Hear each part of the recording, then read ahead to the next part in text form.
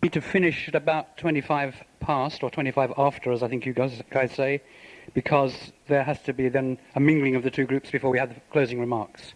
So I will just speak more quickly than I usually do. Okay? Basically, in my work, I have two mentors. One you're all extremely familiar with, you saw yesterday, sadly not as well as we'd have liked to have seen him, which is, of course, John Weakland. But what I'm going to be talking about today relates really to my other mentor, who wishes to remain anonymous, but nevertheless I do have a picture.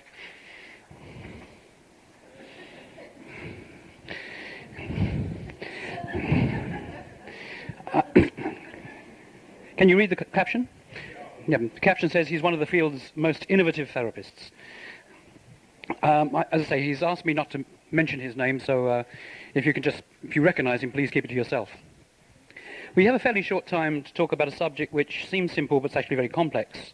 And so I'm mainly going to talk about particular examples and show a piece of tape just to break the hour up till we have various bits and pieces. I guess most good therapists have known instinctively for many years that humour has some relationship with creativity. And many of you have probably come across Arthur Koestler's book, The Act of Creation, in which he likens the act of scientific discovery and the creativity in art with humour. But I was recently reading that when he wrote about humour, he said to somebody that he was going to do this and was told that you'll never do that, you have no sense of humour at all.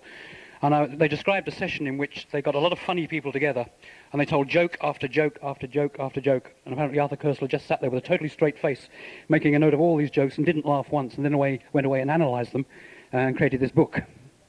But many therapists, many prominent therapists appear also to have had very good senses of humour. People like Albert Ellis apparently were very funny. You name it. Most of the best therapists seem to have, with their creativity in therapy, a sense of humour. And what I'm going to be talking about is not only the therapist's sense of humour, but humour that can come into your therapy sessions sometimes from serendipity, from chance, and sometimes brought in, of course, by the client. And I'll give examples of three of those, but then concentrate on the humour that can be used by the therapist. That should take us to about 7 o'clock. Okay, the first example I want to give, because it's one of my, in a sense, most favourite, although it's a case that I don't think I got very far with, because of a range of complexities, not the least being the psychiatric and child protection systems. But I was seeing a woman who had been diagnosed as paranoid schizophrenic. And she was in my consulting room and was talking extremely excitedly, very agitatedly, about the people who were spying on her, the ways they were following her around. They were checking up on her in virtually every situation, in the schools, the neighbours. But not only that, they had also found a way of interfering with her television set, so that whenever she was watching television, they were watching her through the television set. And she was getting increasingly agitated, talking extremely quickly, even more quickly than I'm talking now. And I was feeling a little stumped, because every time I did... you come across goldfish impersonations? Goldfish impersonation where you go... and as soon as you go, the client kind of redoubles the speed with which they're speaking and the sort of number of decibel level. So every now and again I'd go... at which point she would redouble her efforts to describe to me the way... And she wasn't totally off the planet, mind you. She did have young kids. The child protection agencies were checking up on her. They had checked up with her neighbours. They did have constant contact with the school. So it wasn't totally, as is often the case, off the air. But certainly she was in a state of what would only be called extreme paranoid ideation. And as she was telling me all this, and we were on a sort of first floor, or you'd call it second floor? Anyway, we were up floor. There was a clunk against the window, and this ladder appeared.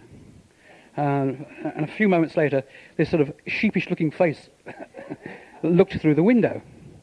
And I sort of looked over, and she looked over, and I looked back at her, and she looked at me, and I looked back at the man, and she looked at the man, and I looked back, and I then said, "My God, I see what you mean." There was a temporary silence, and then she just collapsed with laughter.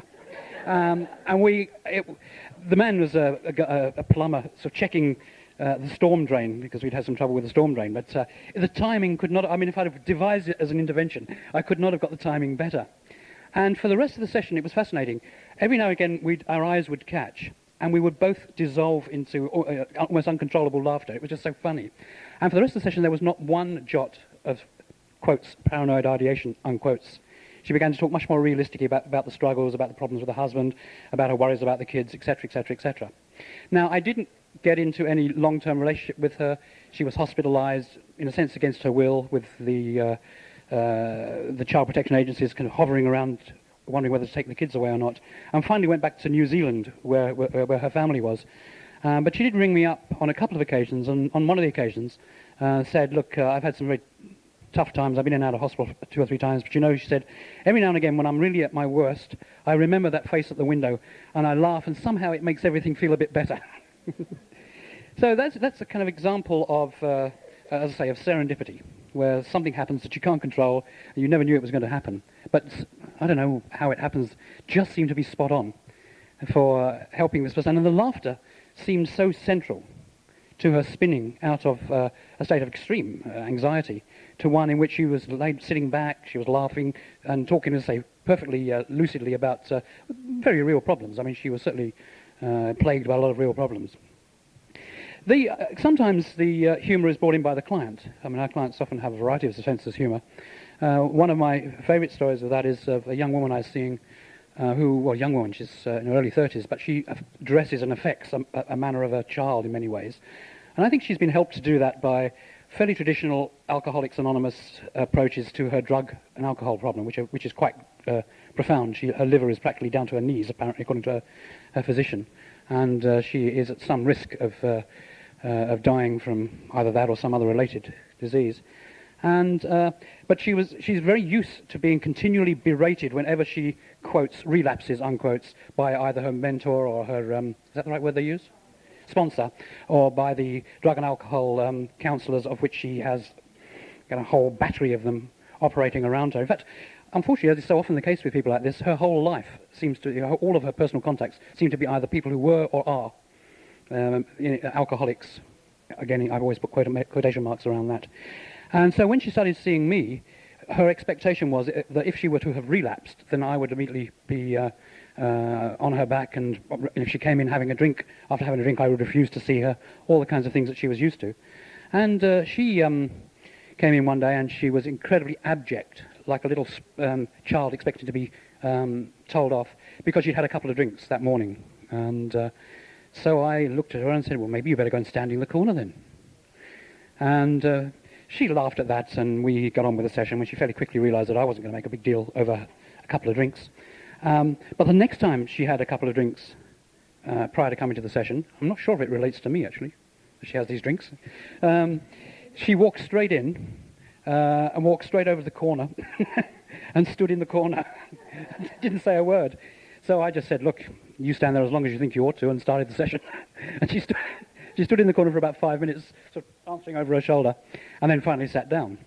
But what was interesting, in terms of one aspect of humour, which I think I have found very much to be the case, is that quite often out of humour will arise a solution. We often found, when I worked in a team in Cardiff, that sometimes we'd make jokes behind the one-way mirror, which seem unrelated in any obvious way to the case. There would be kind of tension-relieving jokes or just jokes that were made. And it was often, it's interesting how often out of those jokes arose the intervention, and I'll describe one of those shortly. But in this particular case, what was interesting, we devised between us an intervention that seemed to be helpful to her, which is that whenever at home she was feeling like having a drink and was thinking whether to or not, that she should go and stand in the corner and think about it. Okay, so she'd always go in the corner and in that kind of little girl position, the bad girl position, and then decide whether she has a drink or not, which was largely her idea and seemed to be a helpful way around it. Again, something arising out of what seemed like a fairly trivial and not particularly important joke. Obviously, the third kind of humour is that humour that is introduced by the therapist. And clearly, I assume in such a distinguished company, it's unnecessary to say, but I will anyway, just in case there's one or two less distinguished people here. I can't identify them. Is that clearly humour needs as its backdrop the transmission by the therapist of respect, of having listened, being continually trying to understand the dilemma that people are facing. I think in a sense there are two kinds of humour. Well, it's one way of dividing humour, rather.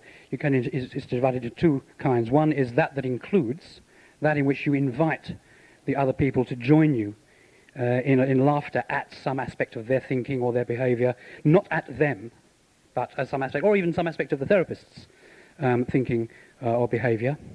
The other way of that kind of humour is that excludes, that doesn't invite the person to join you. They are the butt, and you are laughing at their expense. And whilst Farrelly and Brandsma suggest that you can sometimes use sarcasm or this kind of humour to challenge somebody, in my view it is both disrespectful and unlikely to be helpful. It may work for Farrelly, but I would normally say to people, don't use that kind of humour. It's only likely to alienate you. But the inclusive kind of humour I have found to be very much associated with moments of creativity in therapy, and I'm going to show you one on tape fairly shortly.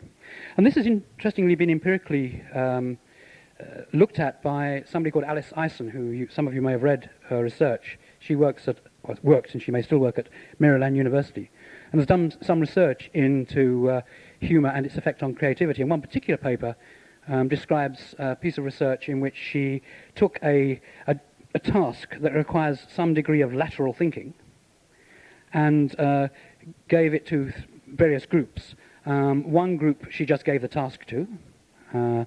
The second group she showed a film or some educational film unrelated to the task and a fairly neutral, emotionally neutral film. To the third group she showed films of offcuts from television series which things go wrong. The scenery falls down, or the newscaster gets the wording wrong, or a plane goes over. Those kind of what do they call it? Outtakes, that's the word, yeah. And she found that the group that watched the comedies nearly always were much quicker, and a much larger proportion of those people solved the problem. Whereas the other two groups were far less of them did, and they took longer. Those that did do so took longer.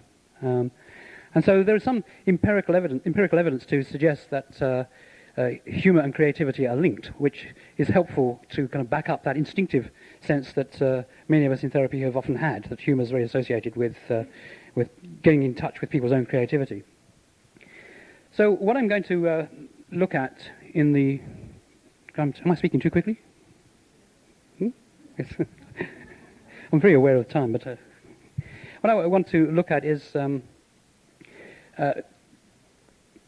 interventions that fall either side of a particular divide, which is those interventions in which a play frame is hinted at or very clearly demonstrated by the therapist saying, look, that reminds me of something funny, or by a twinkle in the eye, or a particular way you present it, in which, as with the case I'm going to show on the videotape, the therapist says, by demeanour or in a variety of ways, this is a play frame. This is a humorous interaction we're going to have.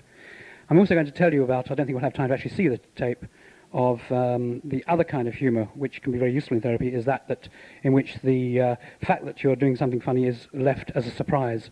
The joke doesn't arrive until the end of the interaction, when the person suddenly realises that they've been involved in their leg being pulled or some kind of joke.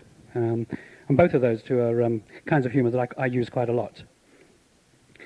This particular case that I want to show is a young woman who was fairly seriously buliming.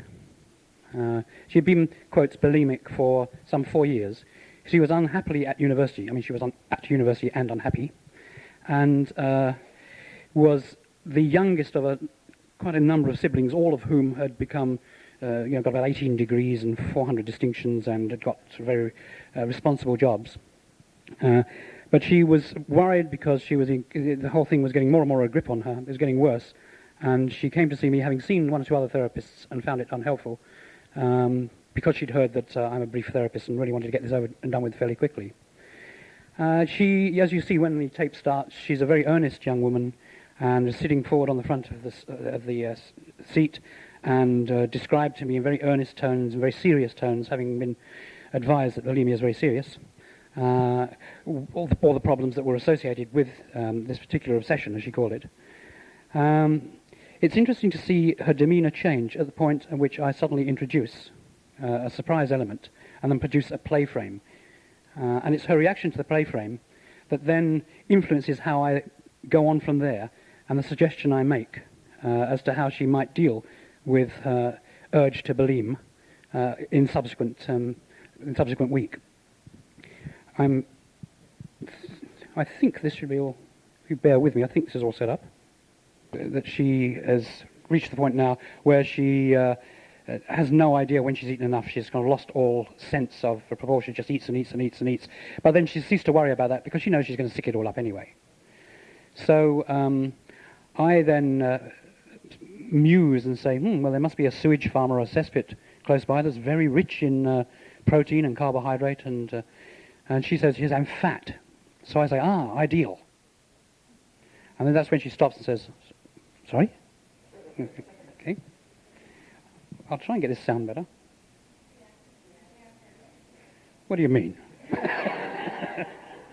There is a Scottish comedian that some of you may have come across called Billy Connolly. He does some show on your television, I think, as well. And so when she says, a lot of fat, I say, good. And she says, why? And I say, it makes the consistency much better. You can create lots more interesting patterns. Have you tried milk? You can get all sorts of interesting kind of designs. And then checked with her. I said, have you checked out Billy Connolly's hypothesis? Billy Connolly does a routine about he does a number of routines about Glasgow drunks, but it often involves descriptions of vomit. And he says, it's funny, he says, it doesn't matter what you eat. When you're sick, there's always a bit of carrot in it. It doesn't matter if you haven't had carrots for months. They must lurk around waiting for their opportunity. Then you're sick, and whoop, and there is carrot. So I asked her whether she'd checked out this hypothesis, and you see her reaction. It's all of a sudden she moves from being a very serious young woman, very sort of intent about this, and immediately starts laughing. Now that's a clue to me, straight away. You don't have to be particularly acute to catch it, that this woman has some resources in relation to humour, and is able to look at her situation and laugh at it, which is clearly one step towards being able to deal with something more differently, if you can step back enough to be able to laugh at it. So there's a little bit more interaction, and then I asked her whether she's prepared to try an experiment. I think I kind of stumble on one or 2 points. I fooled myself once, twice. So bear with it. There's a sort of slow build-up, which is to get her to be more and more intrigued with where I'm moving towards, which is why I talk about you really want to get rid of this, but you don't like being being controlled. But you really do want to get rid of this problem, yes, but you don't like being controlled. So I keep producing, in a sense, it's like a tease, such that she becomes increasingly intrigued with what I'm going to ask her. And I'm laying down a number of foundations like, it's amazing how a lot of people believe that you can't drop a habit overnight. She having said, no, I don't think I can get over this quickly. And she says, why, do you dispute that? And I say, sure, people can drop habits just like that. But the belief that habits are hard to drop and that leopards can't change their spots is very influential in the way that people often get stuck with problems. So I'm gradually laying the seeds that there's a possibility you get over this rapidly without actually saying, you can get over this rapidly.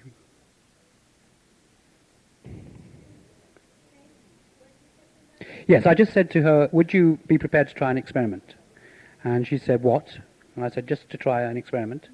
And she then laughed and said, what experiment? And I said, would you be prepared to try a simple experiment? So she finally said yes. And now I'm about to tie myself in a slight knot because I want to arrange it so that whatever she does in the next week is okay by me. Whether she bleams once, twice, 3 times. And it actually gets a bit, I think I get myself slightly too complicated. But bear with that. Because I'm particularly keen that, as I am with most clients, that people can't come back and feel they have failed somehow. I think one should always work towards a win-win approach rather than an approach in which people get into a kind of a compliance defiance problem with you. It poses me a problem straight away because I'm about to, in a sense, in a kind of complicated way, instruct her not to try to stop binging too quickly. And she said, I hope you're not going to ask me to binge. So with butter not melting in my mouth, I say, well, why would I do a thing like that? And she says, well, because the last doctor told me, and it's really upset me. So I'm thinking, I have to rephrase this. Issue of, and this may be a reason how paradox worked. We used to think it worked because of a variety of constructions. But one way I think about this issue of what gets called ambivalence, when I was trained, not only was laughter proscribed totally, things like ambivalence were talked about as if it was an entity, like you had it just under your spleen or wherever you had it. But I see ambivalence as being the concurrent existence as though there were two lists. One list which is a list of reasons why change is desirable and should be attempted, and the other list is a list of reasons why it's all too difficult and too hard and we need to be, it's too frightening, I can't do it. And of course these two lists will range from those things that can be quite clearly articulated, people who are able to say, look, I really need to get this problem solved because it's stopping me do this, this, or those people that say, look, I'm really very fearful of entering into another relationship. This one that often comes up with my work because I'm afraid of being hurt again.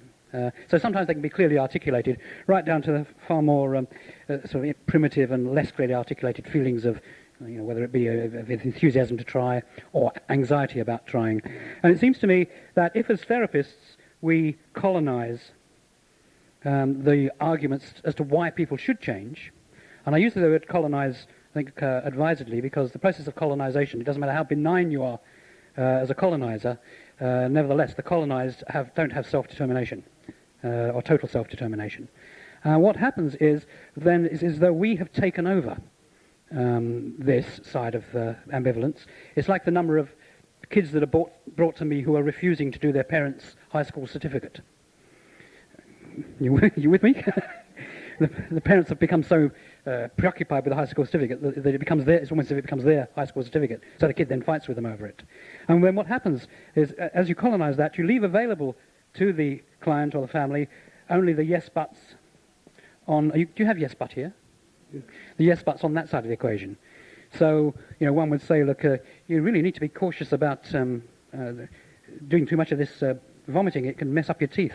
Yes, but you don't realize how hard it is to stop. Yeah, but you really want to make a determined effort because this really is quite serious. Yes, but it's so difficult. I get so depressed that I'm getting overweight. And the more the therapist colonizes the reasons, whether it be explicit or implicit in the way you present it, the more it triggers off the yes buts on this side of the equation. But it also seems to work the other way, that if the therapist colonizes the reasons why people should be cautious, should be very slow to change, to slow down, it's as if colonizing that leaves available the yes buts on that side of the equation. And persuasion research has shown that people in the end are best persuaded by their own arguments, their own counter-arguments or own internal arguments, which may be articulated or just kept as internal arguments. Because part of the problem when people yes but, when you're trying to persuade them to give up a particular behavior, is that it's not so bad if the yes buts are articulated, because you can then deal with them and can realize that you're producing yes buts. But quite often, many clients don't produce them. And I find that's particularly so with eating disorders and particularly so with anorexia. They have the yes buts inside. They don't express them, and so you don't necessarily realize that that's what's happening, but that's what they go out with. When they leave your room, they go out with the yes buts as their main arguments that's going to define what they do between now and the next session. And so what I'm doing here is attempting to say to her, look, I would suggest that you don't try to stay without buliming for more than 3 times in this following week. Which in a sense is me operating on this side of her ambivalence. It's too hard for me. But immediately it triggers in her, but even if I feel like it? Whereas it would work the other way around. If I was to say, look, you really ought to try, see if you can go a whole week without buliming, what would probably happen, either she would articulate or not articulate, oh no, that would be too hard, this is going to be, you don't realize how hard I've tried and how impossible it is and how much I'll eventually give in. So that's interesting there, that was her initial response. What if I feel like it?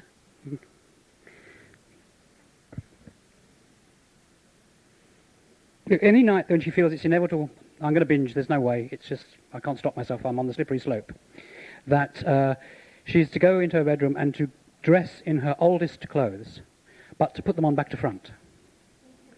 But I make the point she can't do that with her shoes without dislocating her feet. So she doesn't have to do it with her shoes, but for the rest of her clothing, she put it on back to front. Again, it's interesting, her response is to laugh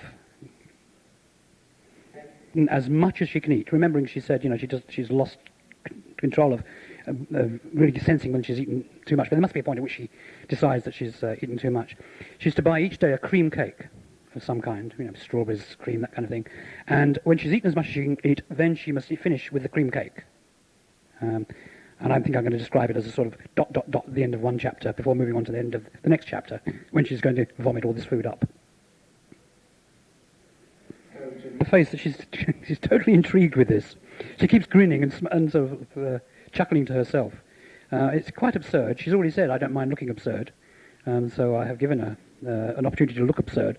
This is kind of, you probably all do this, is kind of made up on the run. I had a basic idea and kept making bits, adding bits as she said bits.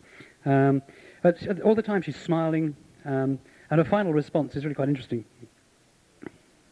Again, you'll see how I'm occupying this side.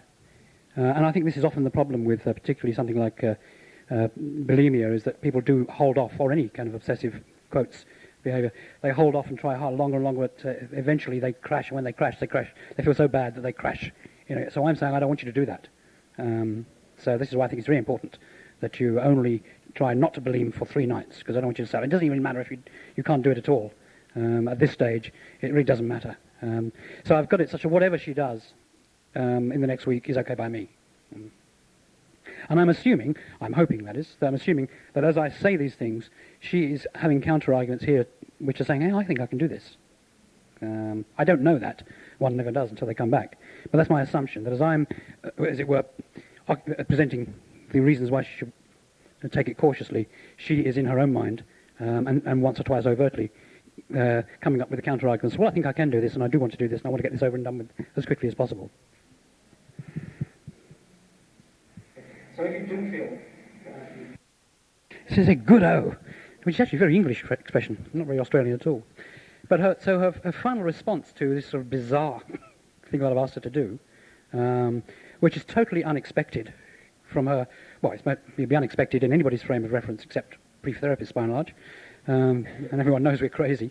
But it's totally unexpected from her previous experience of therapy, which has been about how serious this is as a problem, and how important it is to do something about it as fast as possible. It's like they have, I think it was William Fry that talked about humour as being like a kind of sudden figure ground reversal. Are people familiar with figure ground? You probably all know the old well-used drawing that they use in books on the psychology of perception, where one of them can be a pretty young lady, and the other one is Steve DeShazer in drag. You're familiar with that picture? The fact that Steve DeShazer in drag is not actually widely known. He doesn't like it to be spread abroad, but I'm dobbing him in. So what... does anybody have any questions about that particular intervention?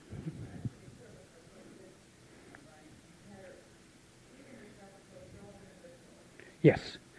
And have my cream cake, or the cream cake that I have ordered, at the point at which she's eaten as much as she can eat. She then has a little extra to eat. Yes. Yes, because she... Yes. Yes.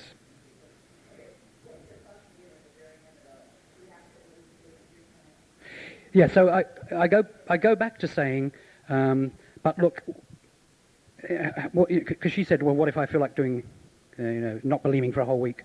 I say, look, all I'm asking you is don't push yourself too far. That you should only try not to bulime 3 times in this week. The other 4 days, by implicitly, I'm saying, go ahead and bulime. You shouldn't do more than 3. But in fact, if you don't feel like doing it at all, don't at this stage worry too much about it. So again, I'm trying to fit up a situation which she can't fail at all. But I'm hoping that internally she's thinking, hey, I think I can go a whole week without buliming.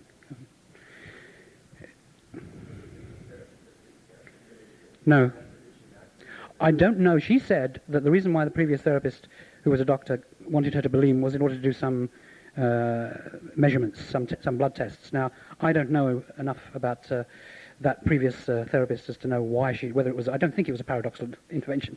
I think it was a kind of straight therapy because she'd been told, as you may have heard her say, she'd been led to believe that the therapy process is going to be extremely long, and it's going to take her 2 or 3 years before they get anywhere. So it doesn't sound very brief.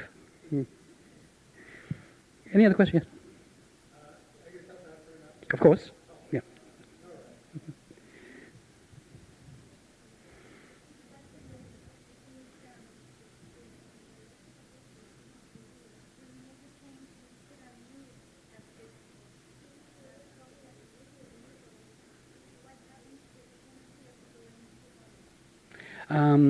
I don't know. The assumption I'm going to make is that, I'm partly just breaking a pattern by asking her to wear her new clothes, but I'm assuming that if she goes along with what I've suggested, that wearing one's best clothes will be a powerful deterrent to vomiting.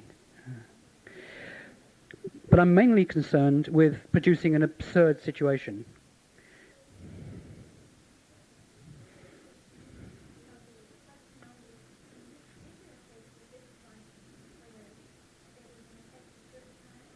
I'll tell you what happened. If someone's asking what effect did it have, I'm just about to go into that. But any other questions about the intervention?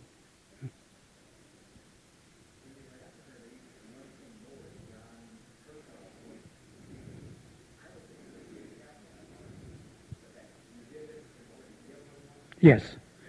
So that when she's eaten as much as she can eat, she then has to take the cream cake, which is what I have suggested. So it'll be like my cream cake. So it'll be something she has to eat, not something she's eating out of her own compulsion.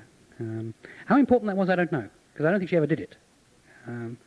Because she came back the following week having not bulimied at all. And she managed to go a whole week. And so I took a position of some caution, and I talked again about the pattern in bulimia, which is so common that people stave it off for as long as they can, and then finally, on a bad day, they bulime, and then they feel so awful that they just go to an extreme, and they go straight back into the pattern again. And I said, look, you don't want to put yourself through that, so I suggest you actually organize a day, and pick a day, in which you will bulime, in which you will break the pattern, and have the relapse, but have the relapse on your own terms.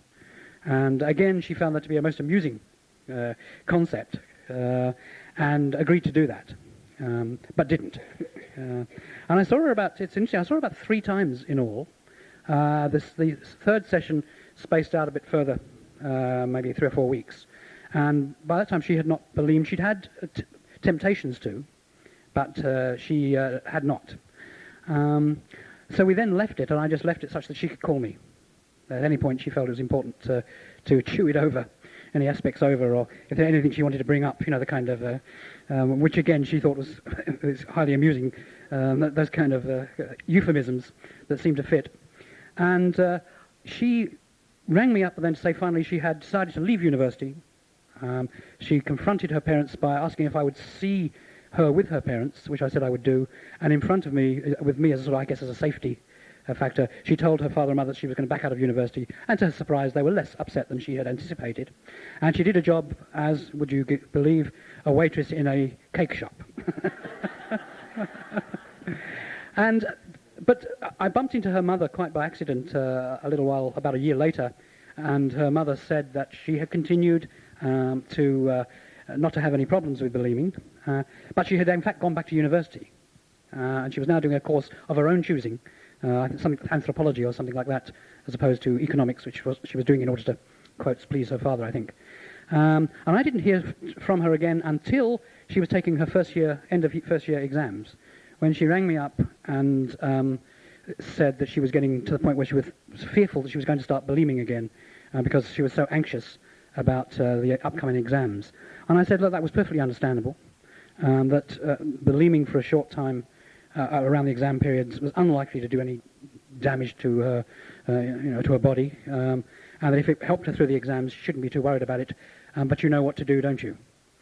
And there was a slight pause, and all of a sudden my eardrum was nearly burst, as she just laughed She said, because she thought for a while, then remembered what she had to do was to put on clothes on back to front and go the whole process again.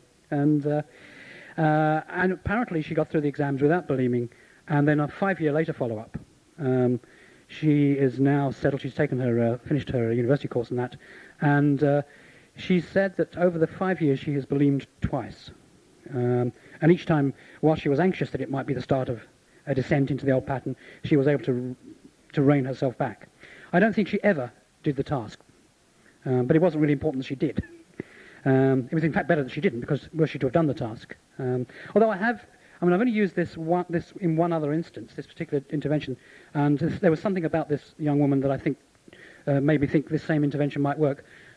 This was with a woman who had had a fairly messy breakup in her relationship, and she was living in a communal house with 3 other people and had taken to drinking upwards of a bottle of whiskey per night, had removed herself from the company of other people in the house, had become recluse into her home room, and was getting really worried, but couldn't prevent herself from drinking each night.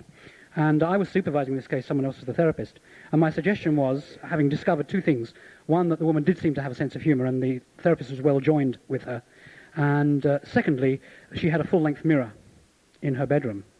And the suggestion for the intervention was that she should always make sure she has a bottle of whiskey there, because there's nothing so bad as sitting there thinking, I mustn't, and should I go, and then rushing out to the bottle shop just before it closes and getting one, and feeling a total failure. So you should always have a bottle of whiskey there, because you've been through a bad time, and it has been a friend to you.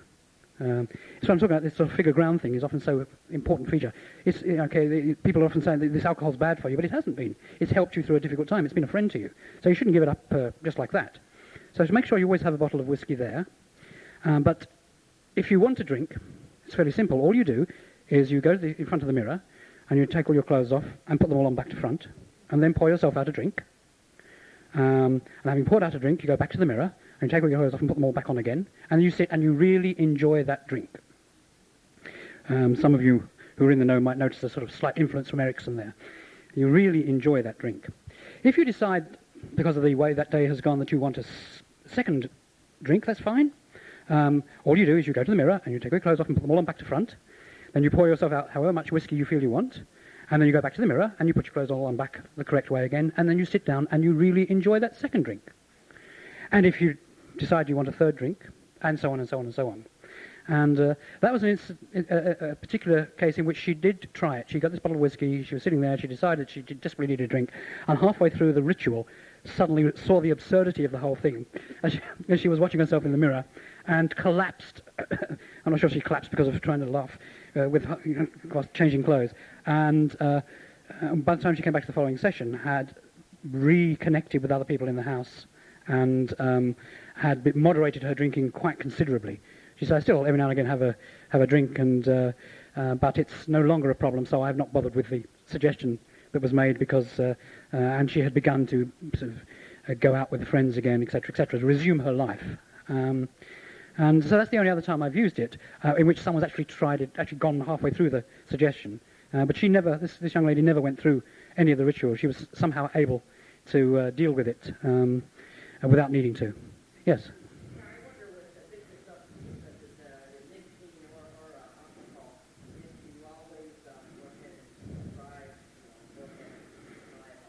I don't always do anything, but I always avoid saying try not to drink, you shouldn't drink, you must try and give up alcohol, look what it's doing to your liver, look what the cigarettes are doing to your lungs. It's all a waste of time.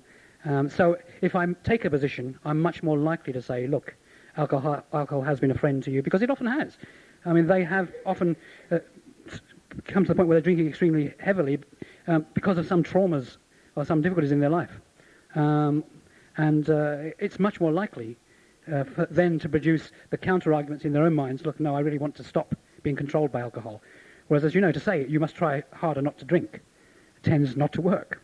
Although, however correct it is, it tends not to work. But I don't always do anything, partly because I get very bored if I keep doing the same thing every...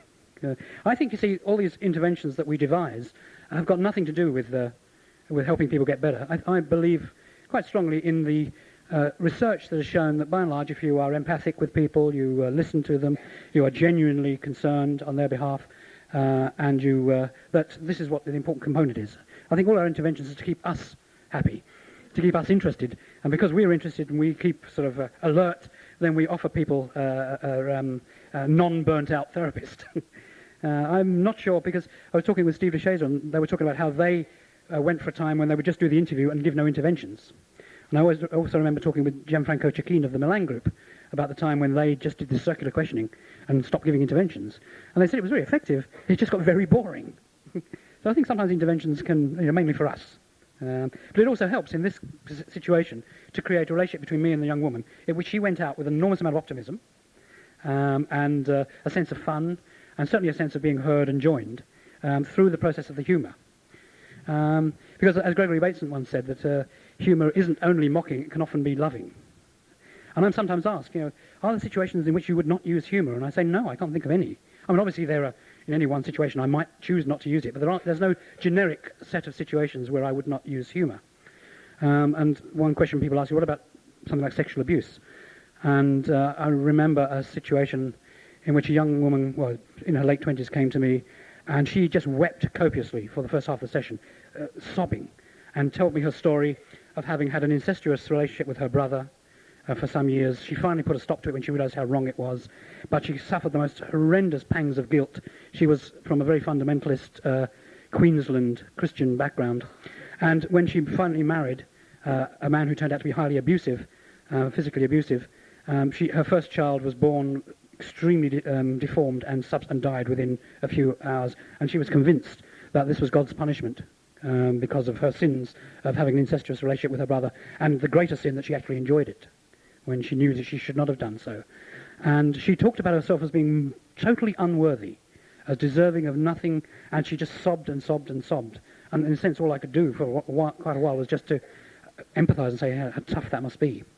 And then she, because of her crying, she'd taken a tissue out of the box of tissues I have in my room and to wipe her eyes. And after about 10 minutes, this tissue was a little straggle of gunk.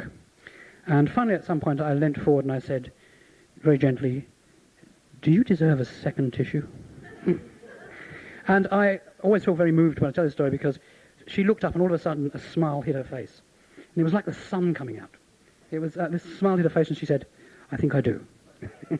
And from then on, she began then to come up with other counter-arguments as to maybe she wasn't so bad after all, or maybe it wasn't really her fault, and maybe it was, she didn't do it knowingly.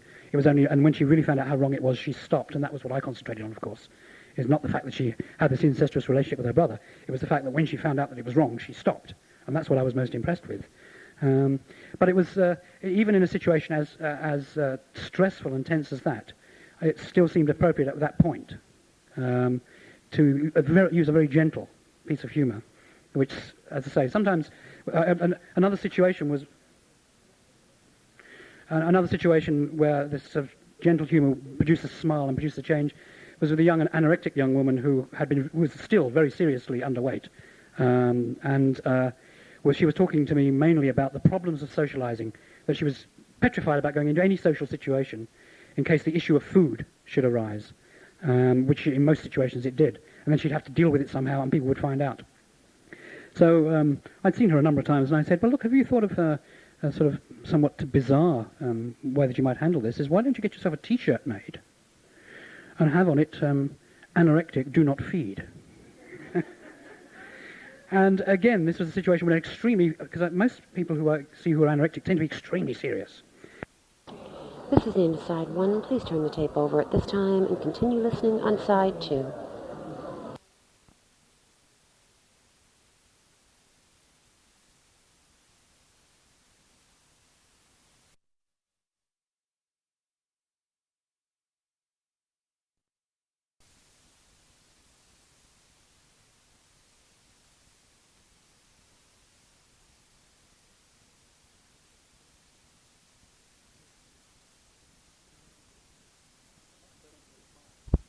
Broke into a smile, and while she didn't do it, I think it would have been a wonderful thing for her to do.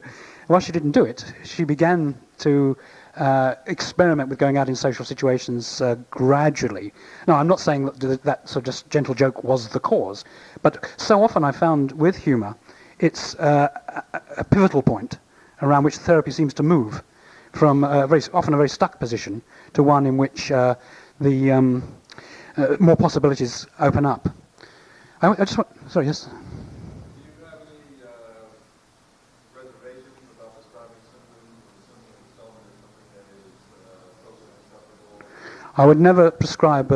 I'm here not talking about prescribing symptoms. It's about humour. But no, I would never prescribe anything that was. I don't often do that anyway. But I'd never do it about something that's socially unacceptable. But I would prescribe the feelings. For example, talking about alcohol. Yeah. What if it was cocaine or heroin? I mean, it's the same issue. I mean, me telling them they shouldn't do it is not going to help. But me telling them that they probably will find it hard to resist it, therefore they should not be too hard on themselves by expecting too much of themselves, is not actually telling them to do it. So in a sense, it'll be a kind of prescription. So I just want to finish with one. This is a whistle stop, but I was assured that only highly intelligent people were allowed to come to this workshop who would be able to take in all this information briefly. I think the other thing we found is that humour can be very helpful for the teams discussing situations. And I just want to give one brief example of that, then I guess we must finish. A colleague of mine was working with a couple in which the wife had rung up asking for an urgent appointment, obviously very distressed on the phone. But when a couple came in, the woman sat there ice cool, very pretty, long hair, ice cool, and the husband was basically, look, what's wrong with me? What am I doing wrong? Just tell me what I'm doing wrong, I'll do anything. And was getting no response from her. My colleague Philippa was also getting no response, could really get no understanding of why the woman rang, what was so urgent about it. And I phoned through a couple of suggestions and they got nowhere.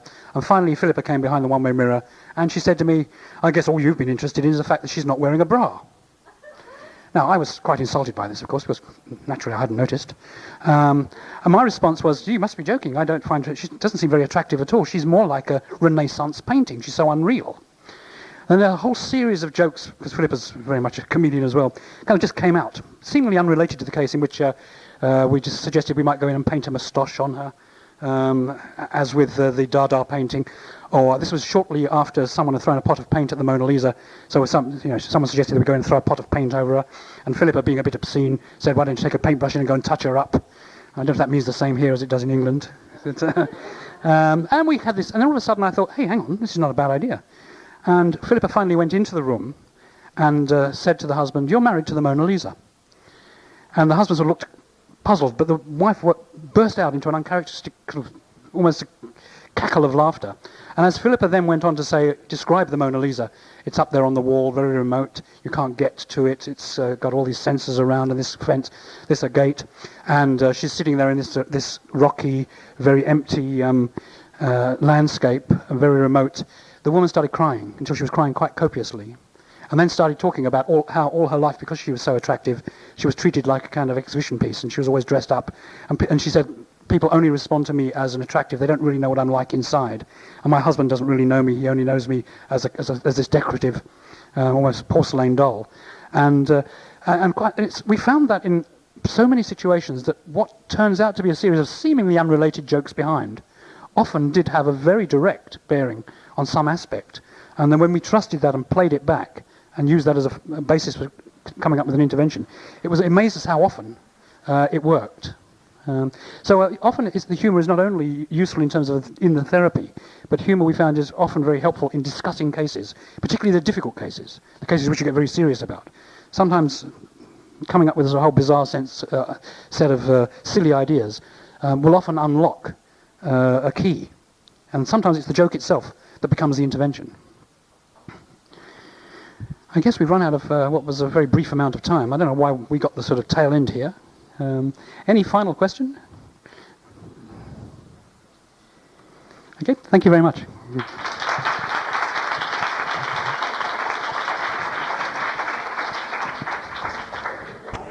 This is the Inside 2 and concludes this session.